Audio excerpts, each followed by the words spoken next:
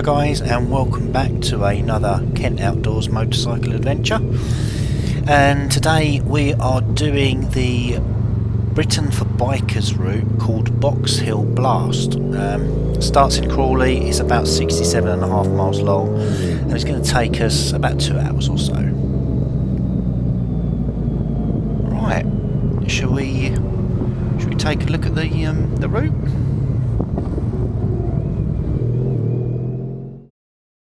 So I'll be heading north out of Crawley through Charwood and Lye over the A25 to climb the downs to Box Hill, turning west along the top of the downs to drop back down into Dorking. Then heading west again to Abinger-Hammer, sorry if I've got the pronunciation wrong, to turn south on the B2126 to Forest Green, west to Ewhurst, then south again to Chelmsfold, down Staines Street to Billingshurst and picking up the A272 east to Cowfold. From here I'll be using minorish roads to venture northeast towards Turners Hill, but picking up the B2036 north back to Crawley. So Crawley has got the usual history found all over the southeast and doesn't really have anything that makes it stand out from the rest. So rather than sounding like a broken record, I'm going to talk about, or rather read from the internet, a few folklore tales, because let's be honest, although not based on any kind of fact, it does make them arguably more interesting.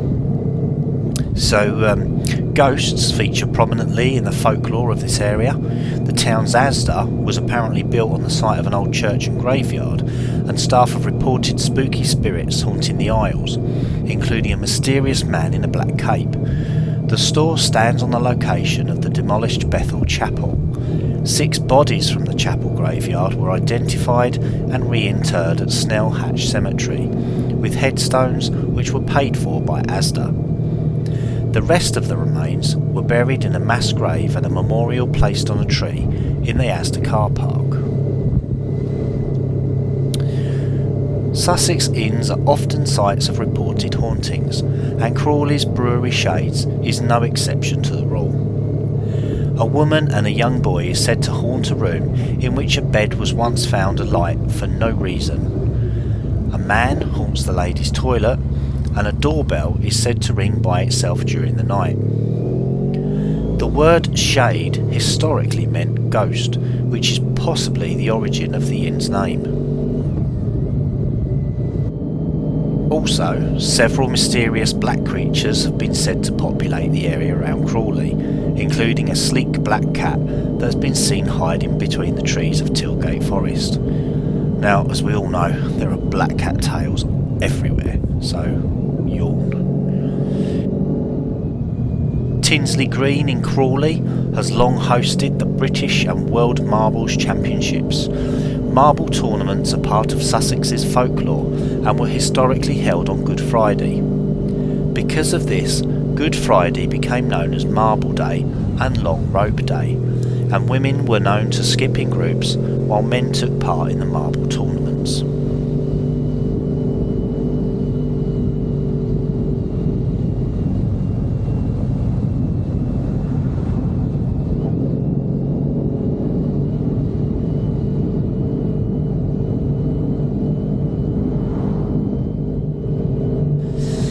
And just outside Crawley, as everybody knows, is Gatwick Airport. Gatwick was originally known as the Manor of Gatwick and was once owned by the de Gatwicks. In the 14th century, the land was then divided up between various families.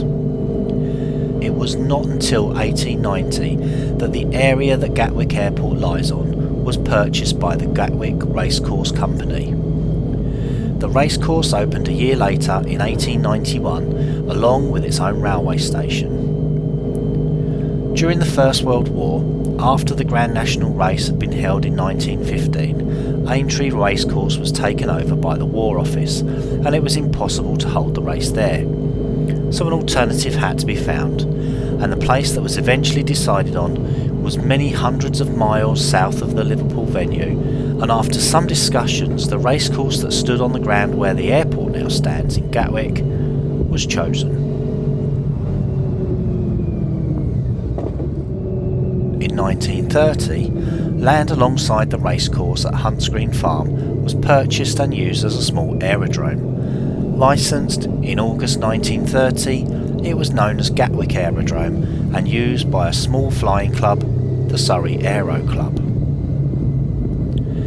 In a year, it was used by an increasing number of jockeys and racegoers for the race meetings at Gatwick Racecourse. In 1936, the world's first circular terminal, the Beehive, was built and opened. The new train station was linked to the Beehive with a 130-yard long subway. On the 17th of May 1936, the first scheduled flight to Paris departed costing just £4 and 5 shillings. This included a first-class train ticket from London, but in today's money, that would cost approximately £161. Flights to other destinations were added, and these included Hamburg, Copenhagen, Isle of Wight and Malmö via Amsterdam. Sadly, later that year there were 2 fatal crashes at Gatwick, and doubts were raised regarding its fog problem and poor drainage due to its heavy clay soils. In 1937, British Airways moved its operations from Gatwick back to Croydon. Gatwick reverted back to private use and became a training school for the RAF. It was then requisitioned by the Air Ministry during the Second World War, and its area was extended further by requisitioning part of the racecourse also. Gatwick Airport was decommissioned after the war in 1946, but was retained and operated for civilian use by the Ministry of Civil Aviation to operate as a charter airport for a 6-month trial. In fact, it took until 1952 for the government to give approval for the proposed development of Gatwick as an alternative to Heathrow. Gatwick Airport was then closed in March 1956 and building commenced for the new airport. At a cost of £7.8 million and 2 3/4 years later, the new London airport was built and Her Majesty the Queen officially opened Gatwick Airport on the 9th of June 1958. The airport was seen as a pioneer in its design, with piers and gate rooms enabling passengers to wait in one area until called to board their plane, instead of getting a bus or a long walk to the aircraft. So, we're up on the Downs, coming through Box Hill now, where 2 Bronze Age round barrows located to the Solomons Memorial provided the earliest archaeological evidence of human activity on Box Hill. The larger barrow is 20 metres in diameter and 2.2 metres high, and in medieval times was used as a boundary marker, or mere, for the parish of Mickleham. Traces of prehistoric field boundaries are visible on Burford Spur, and the low flint banks on the steeper and more wooded White Hill may be contemporaneous. The wiki page for Box Hill is loaded with interesting facts, I say that in quotes, and here's a few that caught my eye. British biker rock band Dumpy's Rusty Nuts released a single called Box Hill or Bust in 1984. The song is something of a cult anthem for bikers and reflects the popularity of Box Hill among the biking community. To be honest, never heard of it, and I love my rock music. In 1963, great train robber Jimmy White hid £30,440 in a caravan at Clovelly Caravan Park on the top of Box Hill. And lastly, the racing scenes during the opening credits of the 1968 film Chitty Chitty Bang Bang were filmed on the Zigzag Road.